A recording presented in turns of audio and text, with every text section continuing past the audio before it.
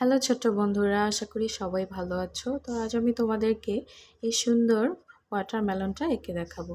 তো দেখো, আমি আগে থেকে একটু মার্কিং করে রেখেছি বৃত্তের মতো করে। তো মার্কিংয়ের অংশগুলো আমি আসলে মিলিয়ে দিলাম সবগুলো। দেখো, একটা বৃত্তের মতো শেপ দিয়ে নিলাম একটু চ্যাপ্টা করে। তারপরে ওয়াটারমেলনের একটা স্লাইস এঁকে নিব। দেখো, তোমরা এভাবে করে আঁকবে।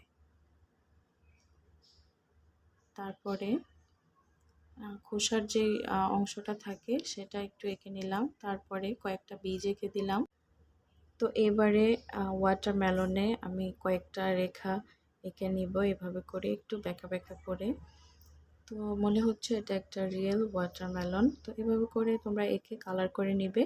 দেখো, কালার করার পরেই হয়ে গেল একটা ওয়াটারমেলন ড্রয়িং। ভিডিওটি কেমন লাগলো অবশ্যই জানাবে।